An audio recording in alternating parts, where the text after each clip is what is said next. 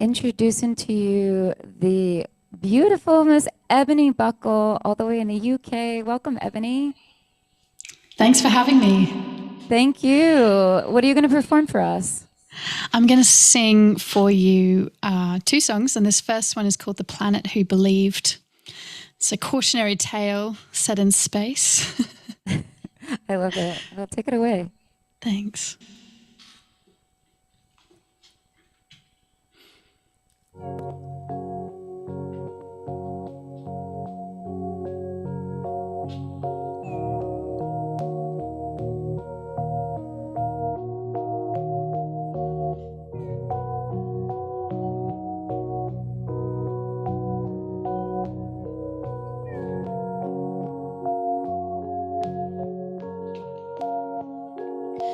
Once there was a planet who believed she was a star.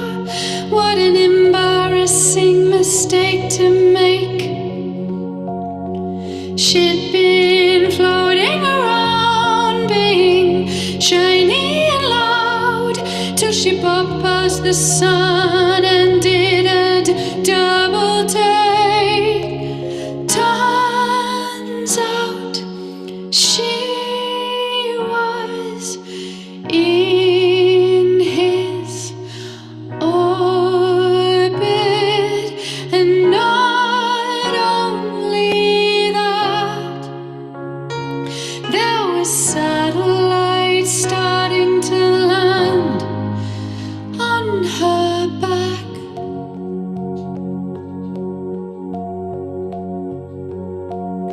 And so this little planet who believed she was a star had a sudden and very rude awakening. She'd been floating around, being shiny and loud, till she realized she was part of the solar system. If only she'd not been so distracted by the lights of the Milky Way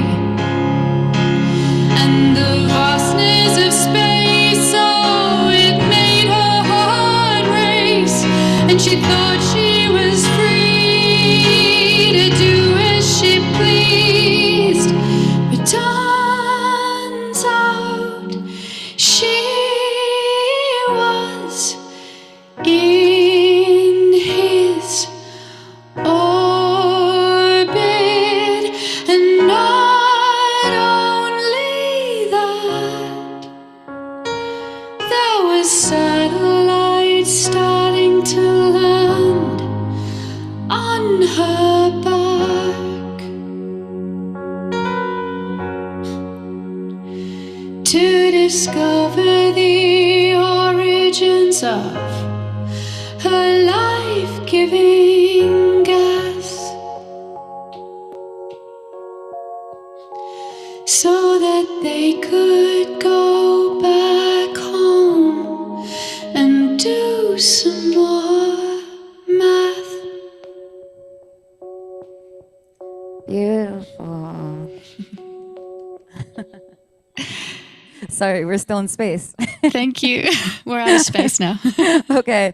I can breathe again. Yeah. Oh, so lovely. Ebony, tell us about you. So you're in London. You tell us a little bit about that song. What inspired it? Weirdly, I get quite a lot of inspiration from New Scientist magazine. And I was reading this article about, oh yeah, I see Nick nodding. I was reading this article about, they found these dust clouds that were behaving like stars. And I just loved the idea of this planet who thought she was something else, and then realized that she's actually trapped in the solar system and not in any way as free as she thought. And I guess then I realized I was probably singing about something else. Yeah, so it's a very deep song. But yeah, I live in London and I'm Australian. You might hear in my accent, it comes and goes. Sometimes I sound very British, so I'm not quite sure.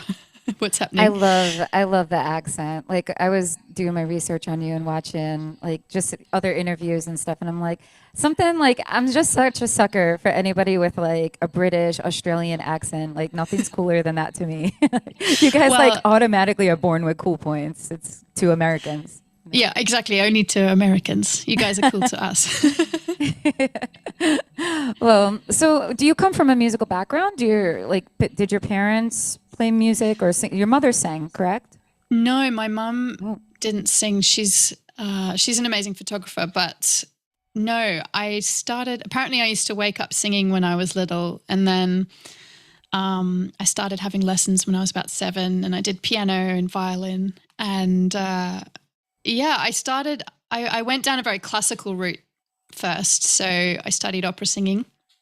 Out of high school, I went to uni and did a degree in classical music, and then it wasn't really. I love the music, but it just didn't quite feel right. And I actually had this day where I'd broken up with my boyfriend at about 1 a.m, and the next day I had a singing lesson with the head of this musical theatre school in London. So I iced my eyes and went in, and it was amazing. He offered me a place to come to London and study musical theatre. So I thought, that's it. That's the thing I want. So yeah, I came here. God, it must have been 10 years ago, maybe a bit more, and studied musical theatre. Really loved it, but again, it's not quite. I mean, I still do perform in musical theatre, and I do theatre as well. But yeah, it's only been in the last 5 years that I've always written my own music.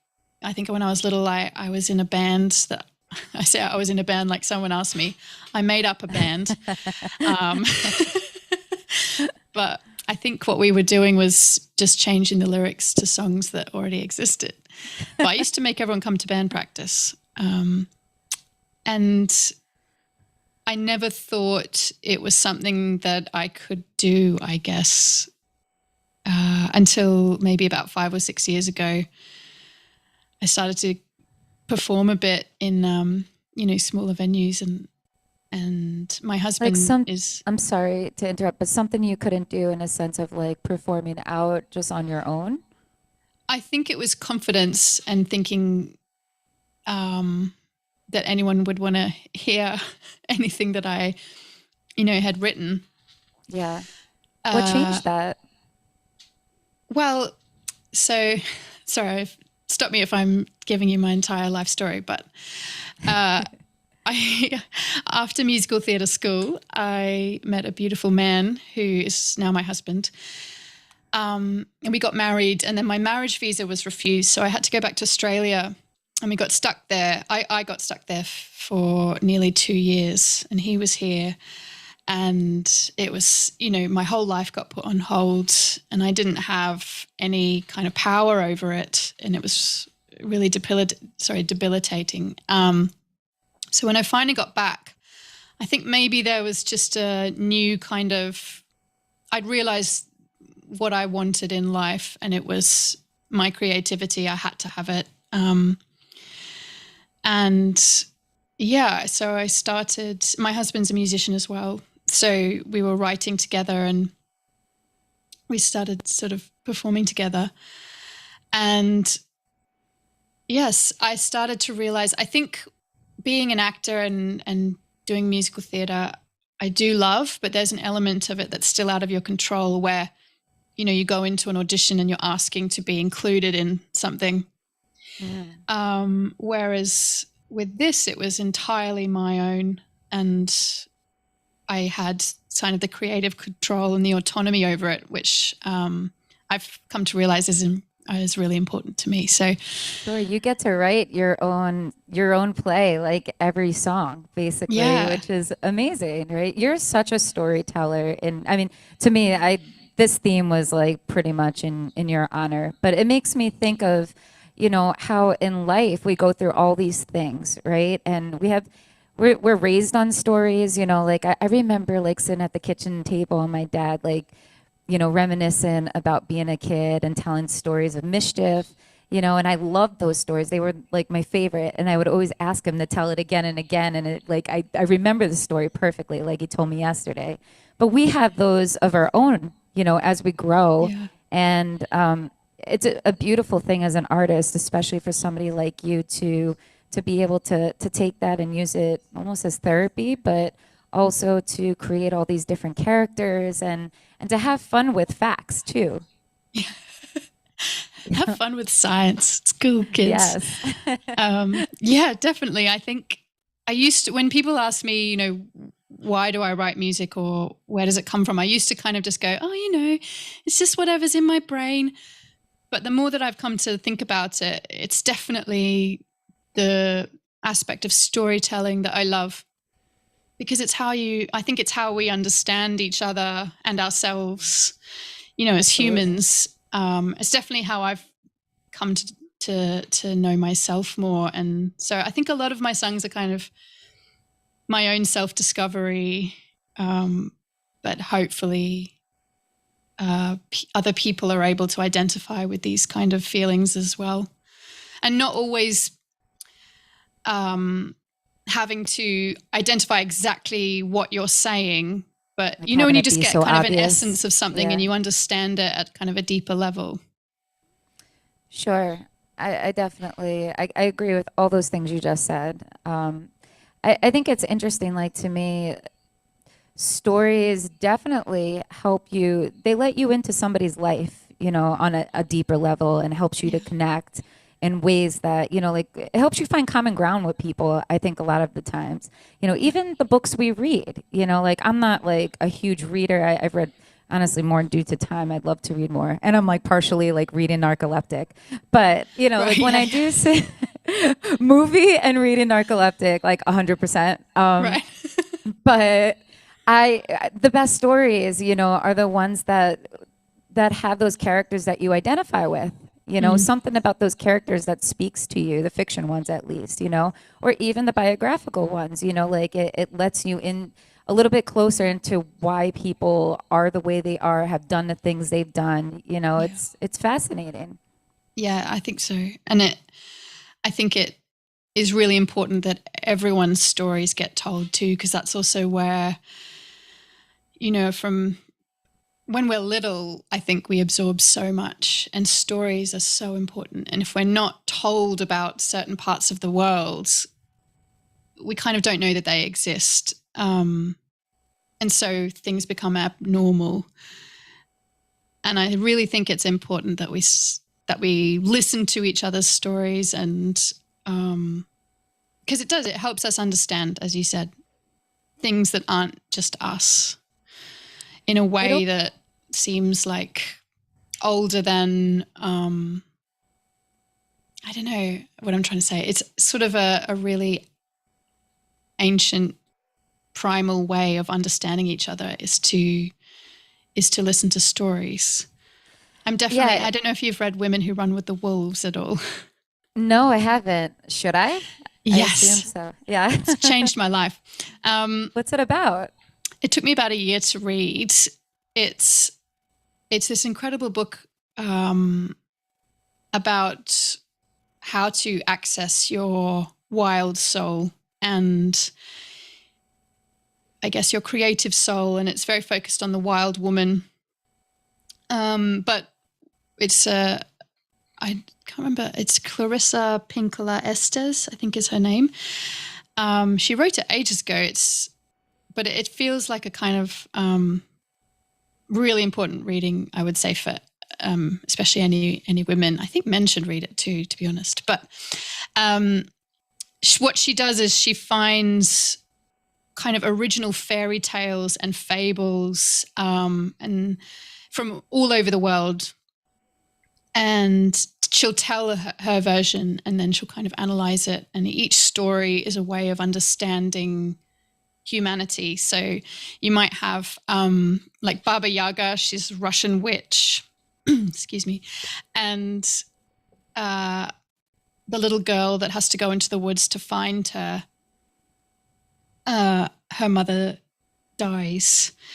And she talks about how in all good fairy tales, the good, nice mother figure always dies at the beginning, because in order to go out into the world and take risks and experience things and grow and learn, the kind of protective part of you that is trying to stop you from doing anything that might be bad or might, put you in danger, has to go. You have to let that go so that you can kind of step out into the world, which I really like. I wrote a song about it, of course. Which song is that? It's called Thank You, Goodbye. I wonder if I think I might have already I listened to most of your music, but yeah, I'd like to listen to that again. It's not out yet, that one. Okay. You might have heard it on a live stream maybe, but it's going to be part of this album I've got coming up. It's sort of the last song, I think. I just suddenly felt like I wanted to say thanks for everything, but see ya. Yeah. So are you recording right now, or are you finishing up an album? Yeah, well, we've finished. We actually did write a new song last week. We thought, maybe this is right for the album, so we might have to add it. But we finished it, and it's basically a kind of journey through a parallel universe where you'll meet the planet who believed and the lonely whale and kind of different stories and characters. And so I wanted to create like a really immersive experience. So I'm releasing each song on the 1st of every month this year. And then the full album will come out with vinyl and everything at the end of the year. And we're releasing a music video with each track as well. So it's going to be a really audiovisual experience. So people can just completely kind of join our world. I love that. For the people that are following you, that's awesome that you bring them along your journey. Like I miss full albums, like concept albums. Yeah. That doesn't exist so much anymore, but you're basically doing that, with and bringing everybody along with you. I think that's great. I love that. Yeah. I think there's a lot, the music industry is very much like just release singles or do kind of EPs first. But I just really want to make something that I can be like, look at this, I made it. And it's really special. And I don't know, I see that you're on Patreon, I think. Yes, we are, for the show. Yeah. And I started mine last year, luckily in January, just before lockdown. And so I've sort of been building a community on Patreon as well. So that's been amazing because last year I shared all of the album tracks with them and all of the behind the scenes stuff. And I do a weekly poem, and, anytime I write a new song, I share it. And actually kind of creating that community around the music has felt really wonderful and special. And there's just an amazing group of people on there. So they have pretty much funded this project with me. Yeah. Yeah, what a beautiful way to bring your followers in on what you're creating. I love that. I think like Kickstarter still exists, right? Yeah. Like, oh yeah, because I know like a lot of film creators would, do Kickstarters. But yeah, I love that. And you see a lot of that where they're bringing them along the creative process a little bit. I think that's really totally important for anybody that like follows. Again, it's basically you're taking them along on your journey, and that story, that you're creating, that storyline of, creating that music, and what you were going through in the process of delivering your product, that humanizes you in a lot of ways and brings your audience in with you. And I think it helps them connect better, or feel more connected. Yeah. And it also kind of makes you keep being creative. I don't know, it sort of gives you a bit of a purpose as well, because you have people who are there who want to be part of it. So yeah, it's been one of the most wonderful things I've done. I think with Patreon, whereas Kickstarter is quite sort of one project, I think Patreon is more of a long-term kind of commitment. Yeah. So hopefully, I'm hoping that that's sort of gonna keep building and allow me to do kind of, because that's the thing that, the more people that come into community, the bigger and better sort of things that you can make. Yeah. Oh, definitely. And again, that connection that you're building with your audience too, like you're saying it, you almost want to do better for them, right? Because now you're establishing relationships, and like you care about making them proud for you. You're making them proud of you, so you'll be more willing to give a little bit more. Yeah, so and I think there's so much emphasis at the moment on how many followers you have on social media and how many streams you have on Spotify, and it's really hard to reach the kind of acceptable level for the music industry to take you seriously. And actually what I've realized is more important than that is to have direct contact with the people who like your music. And even if you have a small world around you, that's so much more valuable than having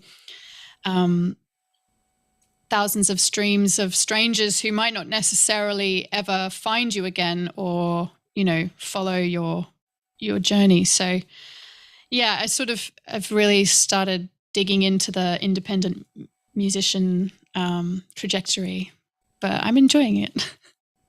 Good. Yeah, I think the whole pandemic has kind of helped with that too, because everybody was forced to go online, so now they're connecting with their audience a little bit more intimately and on the regular, which, again, brings in that human factor that people want, I think. Yeah. Yeah. Definitely. We all want to feel seen and we want connection, which we're all really missing at the moment. Of course, yeah. So I have to ask you, you said you've basically spent the last decade of your life in London. A lot can happen in 10 years. How do you feel like your time in London, what about your, like in these 10 years, what have you learned about yourself that has brought you to where you are today, like that has made you today? I would say a lot. As you said, 10 years is a lot. Definitely being separated from my life for 2 years played a big part in who I am now. I think I have a bit more fight in me, and also realized that I am an independent person and I need to have that kind of creative control over what I make. I've realized what's important to me, and that's sort of living and being able to do this. I think the one thing I really struggle with all the time is being so far away from my family. And yeah, that's obviously been amplified by the pandemic. But I don't really know what the solution is to that, unless they all move here. But yeah, I think it's independence, and it's finding my own, I guess, fight that I had within me, and doing things myself, and then you have that sense of kind of achievement, and you feel capable. Yeah, it's been a long 10 years. I don't mean to sound like I'm jaded. Yeah, just, I don't know what I'm saying now. Sorry. No, it's okay. I get you. I'm actually in Rochester. I just figured out 14 years, which is, I'm originally from Long Island, New York. So like I moved here like straight out of college, and I think about like how my birthday's coming up this week. And, like I just think about what 10 years ago was like, and then what those 14 years, like how much I've changed and grown, and what I've learned. And I do feel like in some ways I'm entirely like a different person, but I needed every one of those steps to get me to here. Yeah. And, I never would have thought I'd still be living here. Like it's really wild, but this is my life and where I made it, and, where I plan to stay. And it's crazy. It's life, really takes you in some directions that you don't expect, Yeah. Oh, happy birthday for this week as well. Thank you. I'm excited. I know.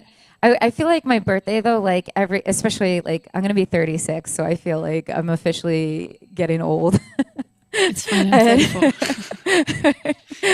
I don't know, We're but good. 34 wasn't so bad. Like after I actually thought, well, here's how old I feel and kind of act already. I already thought I was 36, so I didn't realize it. My sister said, she was like, "How old are you going to be?" I'm like, "I'm going to be 37." She's like, "Are you sure?" I'm like, "Yeah, I think so." And I was like, "Oh my God." And then it was like, well, that makes me feel a lot better. Yeah, But that's a nicer surprise. I used to do that yeah. too. I used to age myself up and then realize that I was still a year younger than I know that's kind of like a good thing, I guess, you know. I don't feel old or anything, but like, I don't know. It's just funny. I teach too, so like on the side, and the kids that I have, you know, they're like born like year 2000 and above, and I just like crazy. yeah, it is weird, you know, and to look at them and like I just think back to hey, when I was 11, when I was 6, you know, like the impact my music teachers had on me, Yeah. and you know like and I think about for each of them like what I want to bring into their lives, you know, like no matter what, like if they're with me for a year or if they're with me for 10 years of their life, you know, like I'm going to have an impact on them. Yeah. And I hope that, you know, when they reflect back on me someday that they think fondly, you know, and that they Yeah. feel like they learned something valuable. They took something valuable from their experience, you know? I would say So that the fact that you're even thinking or worrying about that means that it will happen because you're aware of it, you know? yeah, I hope so. Yeah, I think so. But well, Ebony, I feel like I could talk to you all day long, and I wish I could. I You're know. lovely. Thank you for being on our show. And we're going to hear one more song from Ebony towards the end of our program. Ebony, can you tell us where our audience could, you know, dial into more of your music and find out more about you? Yeah, totally. So you can go to Instagram, Facebook, YouTube. It's all Ebony Buckle Official. Um, Someone made a Ebony Buckle page, so I had to make mine the official one. Because I'm very famous. I don't know if you know that. And you can sign up to my mailing list as well. That's probably the best way to stay kind of up to date with everything. My Patreon as well. If you get involved with the mailing list and you like what you're seeing, I think that's the next step.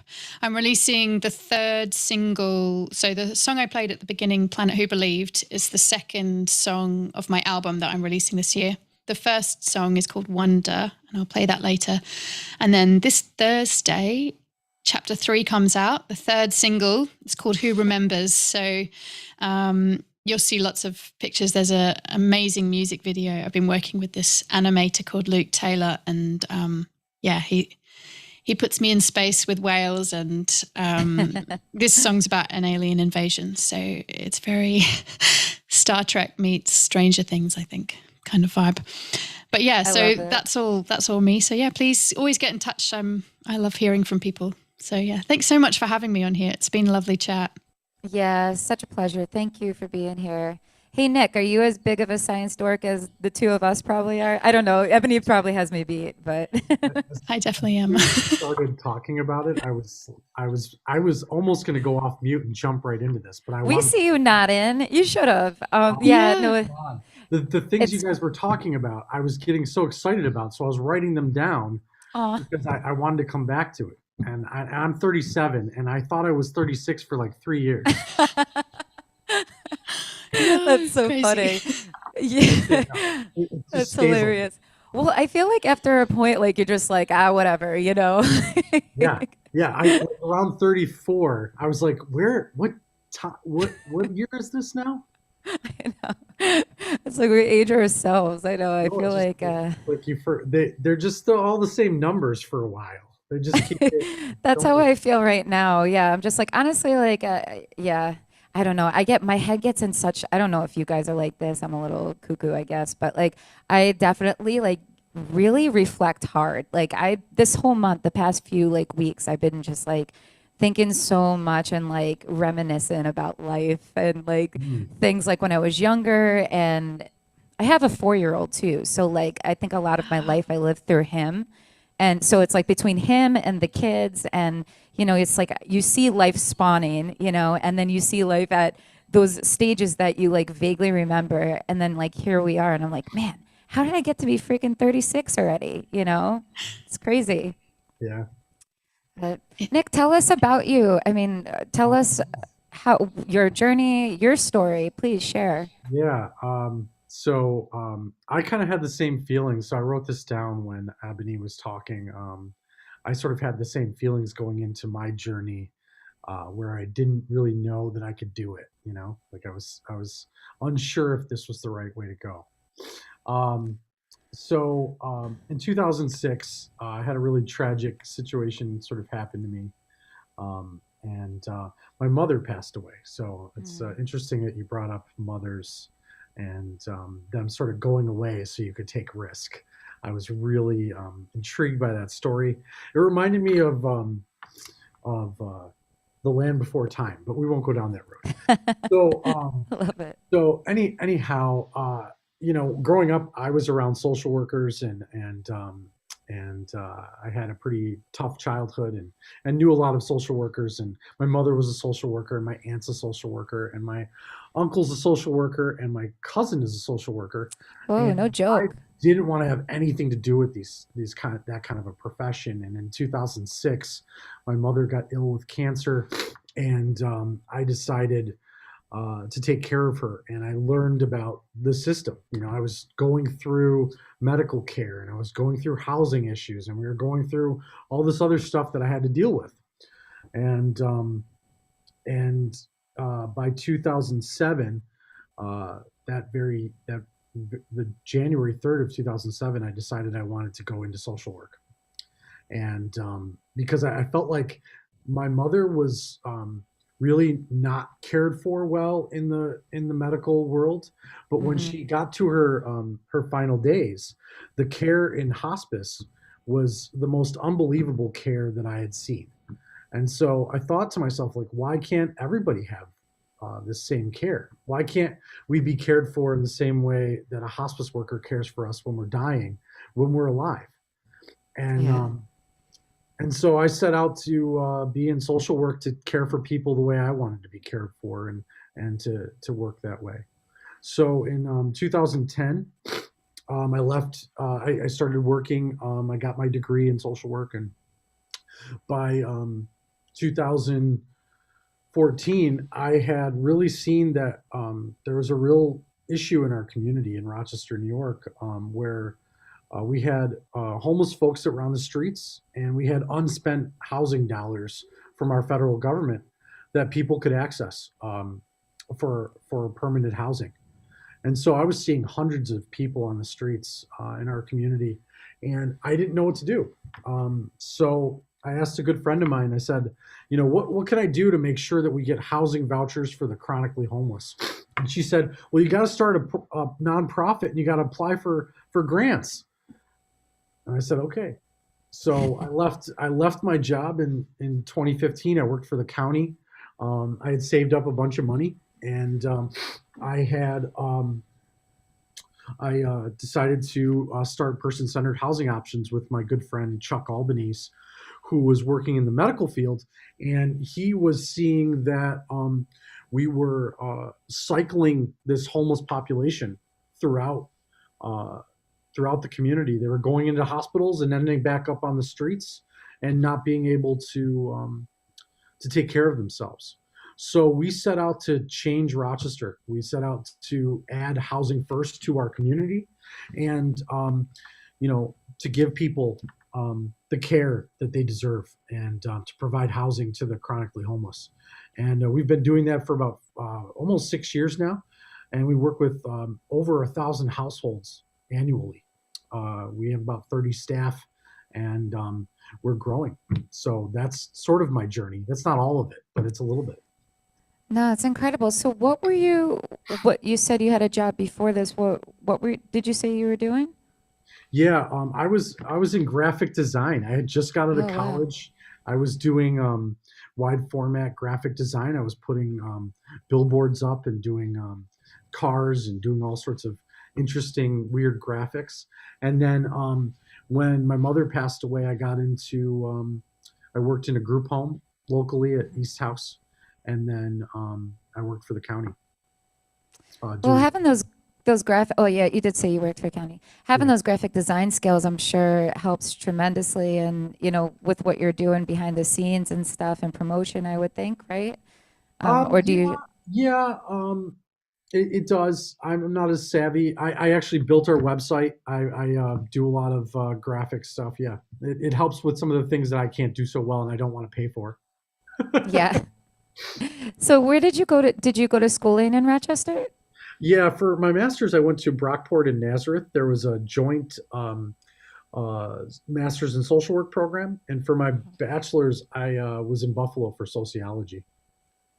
Um, Awesome. which ties back to the whole space theme. I really love space, and I love the fact that people can connect and create community in all different sorts of ways, and we set out to create community within community. To part of the housing first model is to integrate people that have been really marginalized by society back into our communities. And so by doing that, we do what's called scattered site housing. And we give people a voucher when they're chronically homeless. They're able to go out, search for a unit wherever they want to live in Monroe County and rent that unit. And then they pay 30% of their income. So they live in every community here in Rochester. We have people that live in Webster, in Monroe Avenue, over in Park Avenue, and Henrietta, and East Rochester, and Spencerport, and Brockport, in the Incredible. city. And so, we have to connect people back into those communities and learn about those communities and thrive from them. So it really is important that we connect with each other on all different ways, and that's what really sociology and that's what space and all the sciences are all about, is connecting. So at all these locations, are the people, I mean, what's the process like? Like there has to be some kind of requirement, right? I would imagine that must be met in order for like conventional housing to be an option.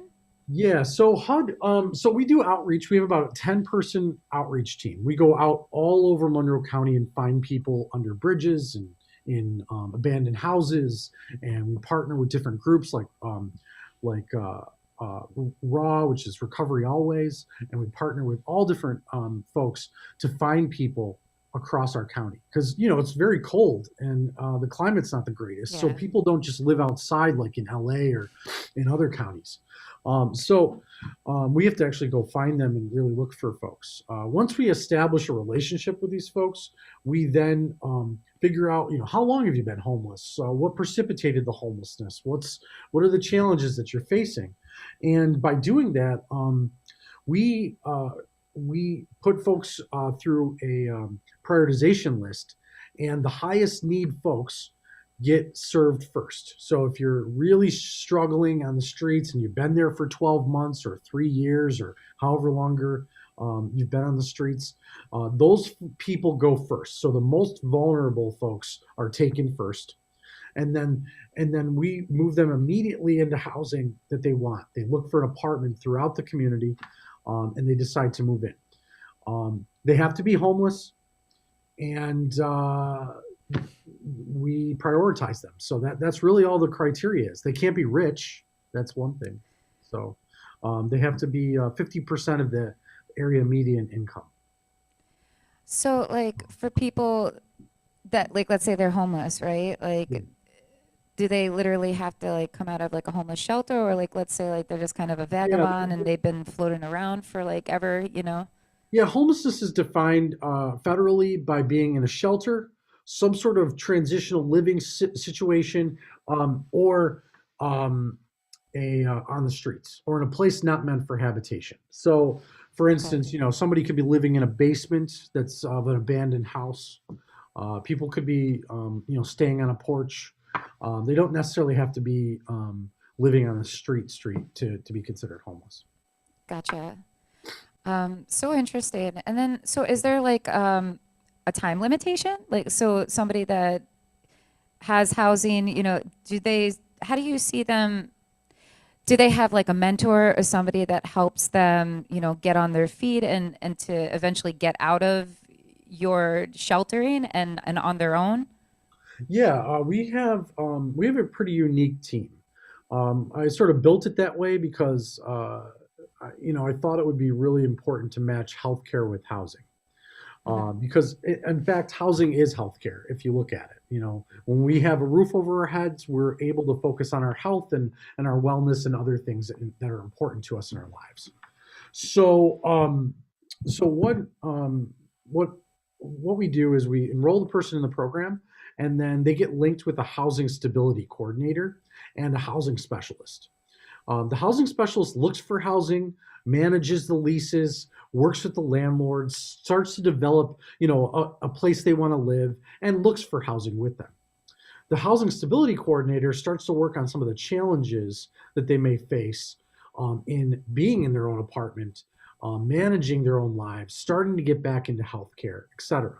And then we have a health home care manager, which is a billable service through our health insurance, that works with the person to go to doctor's appointments and to start working on treatment or substance use or other issues in their lives.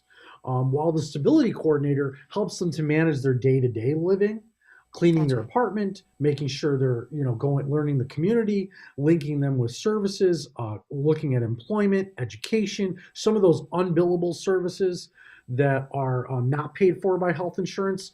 Our stability coordinator works with them on. So this person has potentially three people that are able to kind of wrap their arms around them and walk them through the process. And most of our, we have a 96% success rate. It hovers from 94 to 96 of people staying in our housing first programs and maintaining their housing for longer than a year. So there's no time limit. It's just that if they start to make more income and they don't need us anymore, then they move on to their own thing. But they can stay with us for until they pass. So have you ever come across somebody that just got a little too comfortable, because they Um, feel like they're, okay, like I'm doing something more than just being on the streets, right? But that they just couldn't really fully make that leap to be on their own. yeah, and yes. Reason being is that we have an economic system. I really don't want to blame this on the person. We have an economic system that's very difficult for people to navigate and start to begin to be on their own. When you're severely poor, you receive about $440 from social services for rent per month. Um, as you know, there are no apartments that you can rent that are decent for $440. So we provide a voucher that gives them like $800 a month to rent a one bedroom or a two bedroom. And unfortunately, they still need to make more money to be able to sustain their living. And it's very difficult to get to that place if you have disabilities and you have chronic homelessness in your history and you have um, experiences that have really led to a lot of trauma. So we Mm. don't see a lot of people graduating immediately. It does take about 5 to 7 years, and we really haven't been in business that long. So to see that come to fruition. And we do take some of the hardest and most chronically homeless people. So I anticipate that not a lot of people will graduate out of being in the program, that they will need this assistance ongoing for a long time. Is it like a mixed bag of nuts, like when it comes to ages that are homeless, like that you're dealing with? Yeah. Yeah. But generally speaking, you'll find that you have a large percentage of folks that are around our age to their mid to late 50s. Yeah. So, and predominantly male, uh, and there is a good handful of women, but women have their own survival abilities that unfortunately don't always lead them to being on the street and homeless, but it will lead them to other more precarious situations. Sure. Yeah. I mean, fortunately, there seems like in Rochester, I've come across some good like women and children shelters. Oh yeah. So hopefully that's where they're at. Well, that not in precarious situations. yeah, Yeah. unfortunately, they stay with people that often abuse them, or they stay with people that they Yeah. have to because they're not able to really survive on the streets as well as the guys, and that's Sure. just unfortunately how it is. Yeah, it's sad. Yeah. I mean, I'm sure you've come across so many wild stories. I mean, you're saying part of the interviewing process is you're learning these people and connecting with them to understand why they ended up the way they are. Yeah. I mean, and pardon, and maybe you're not allowed to say this, but is there one story that in particular that really touched you and changed your way of operating and inspired you to do more with your program?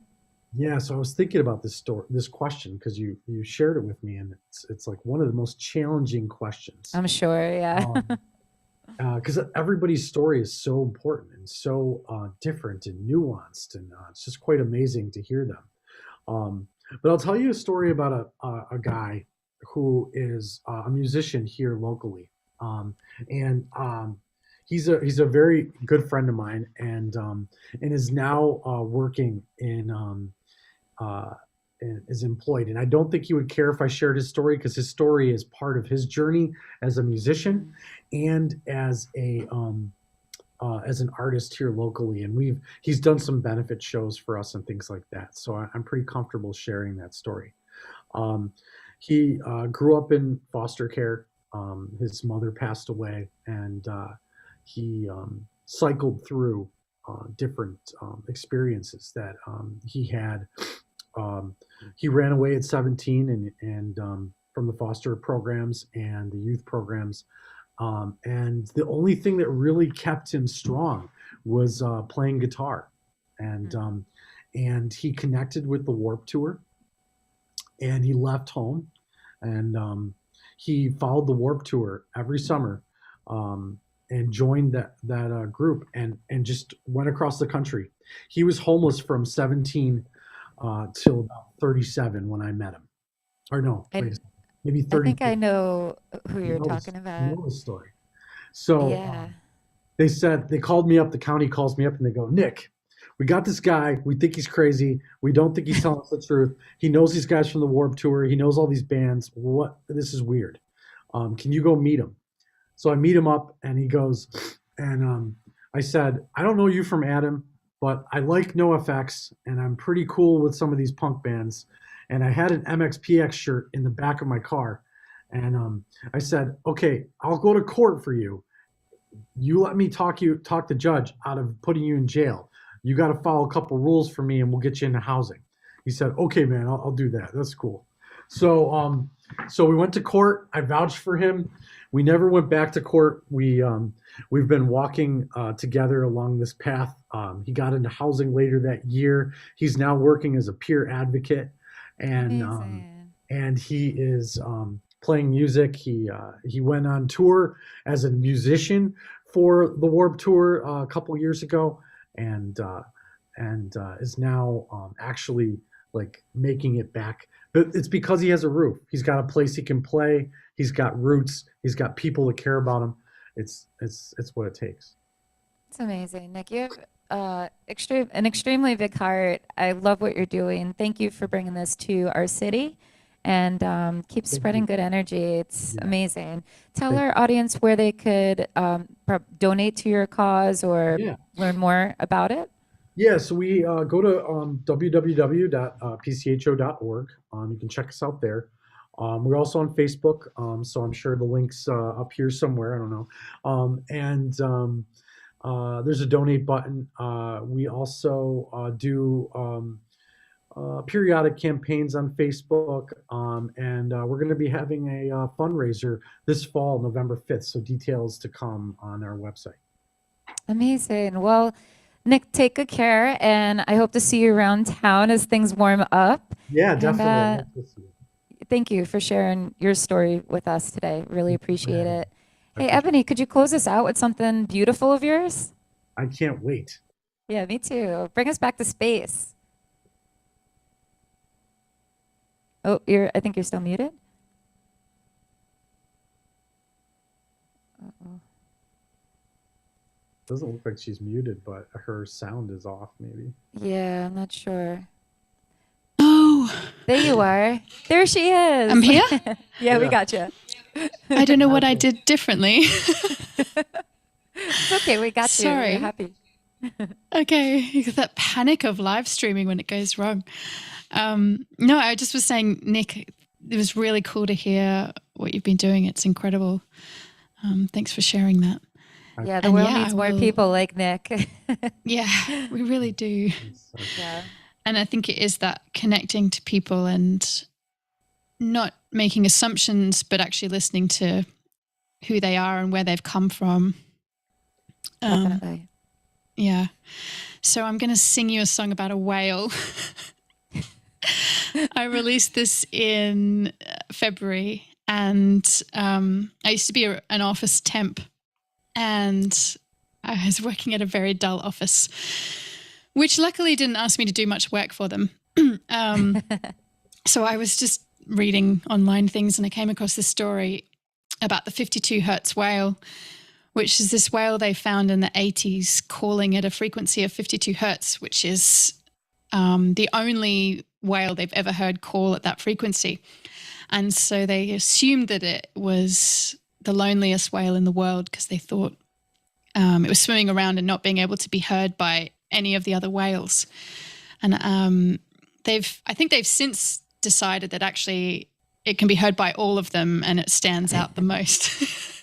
So it's the most pizzazzy whale in the world now. But yeah, I From put the a bit of loneliest to the popular, the most popular. Pardon? From the loneliest to the most popular. I know, it's just that fine line perspective. But yeah, so I decided to write a song for it called Wonder.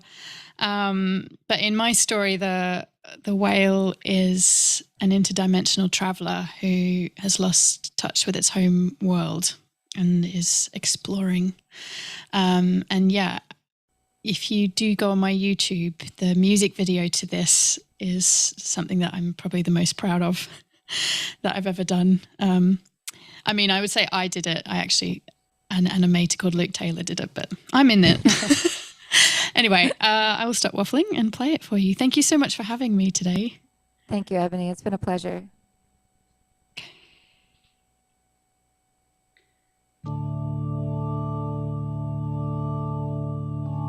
How's that volume? Is that okay? Sounds good.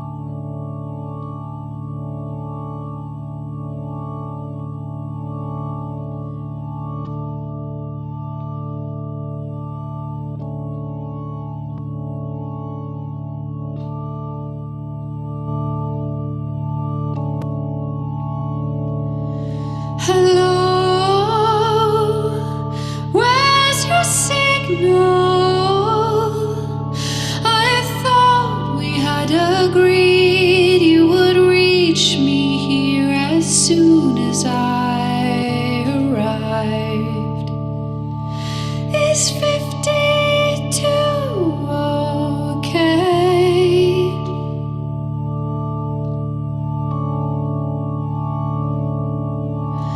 Hello, are you out there? There's no sign of your call, and I need to let you know that I survived. Is 52 okay?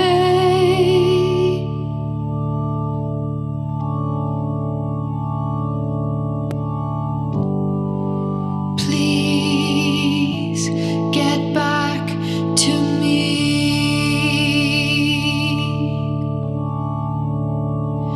Did I misremember the frequency, or were our calculations not right? I'm here in the place I said I would be, and I cannot believe this sight.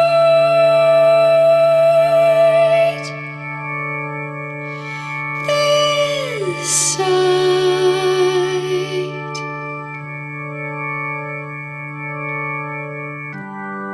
This world is full of wonder. Hello, where's the sound of you? It's so beautiful out here, and I want to tell you everything's alright.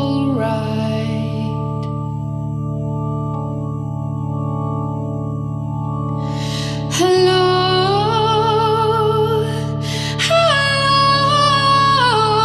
I hear all the voices calling, but I can't seem to connect to the right line.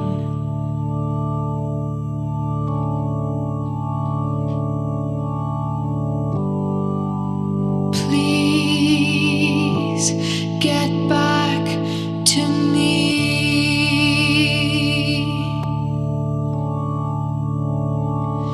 Did I misremember the frequency, or were our calculations not right?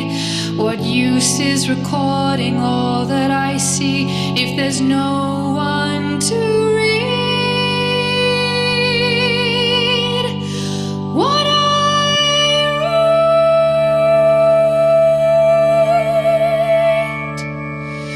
What I write.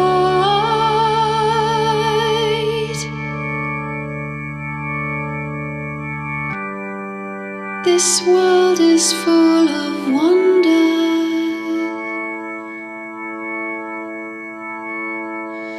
Hello, if you're hearing me, I have made my last report, and I'm going to explore further out.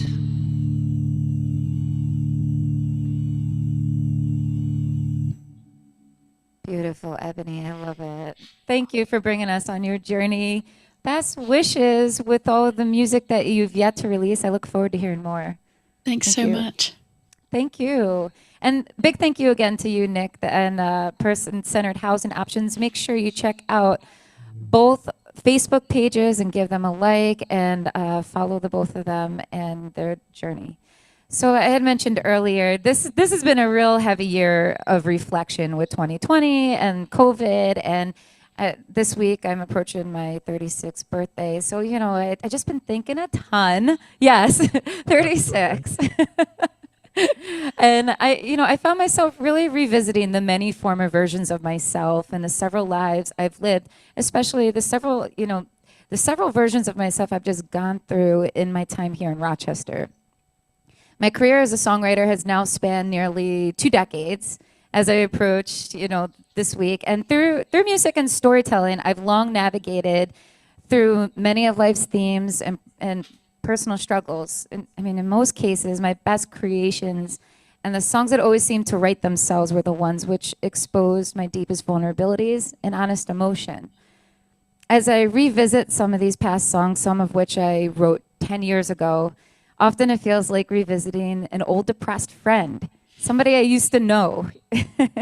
And it's incredible what time can reveal about ourselves, how much we learn, how much we grow, how much we can accomplish, and yet how much growth still awaits. The journey's not over yet, and there's still so much to explore. Often what's difficult to see in those darker moments seems so obvious now. Once you fast forward and you're there, 10 years later, I realize how little I knew myself then. And I'm grateful for what I've learned in all the time between then and now. In many ways, I'm grateful for the collection of thoughts captured through these songs, because every time I sing them, it reminds me of how far I've come. We are living out the pages of our story on the daily, and each of our shared experiences are what inspire and encourage others to pursue the meaning of this beautiful gift we call life. When we share our stories and distribute our knowledge for the better, we have the ability to inspire, to heal, to bring comfort, to bring awareness, and to influence the morals and behaviors of others. Our stories are what make us relatable, human, and are what deepen our connection and lines of communication with those that we encounter. Your stories is yours to tell, so make it inspirational and make it worth sharing. Thank you guys so much for sharing your time with us today. I hope you enjoyed our program. This is our 5th season, and if you like this topic, a lot of this week's shows are we're going to be talking about reflection and storytelling. And this Thursday, I actually have a live show at 75 Stutson Street in Rochester. If you are local, please come by, and we'll be talking a lot about this on stage, and I'll be carrying you through that journey of songs as we do it. Thank you to Beau Productions, shout out to James Farley of Northwestern Mutual and Maiden Voyage Studios, to our sponsors, Rochester Women Online, Chris Sirriani at IT Insights, and Bridgett Hoag at Empire Realty. You guys have an awesome start to your week. Thank you. See you on Wednesday.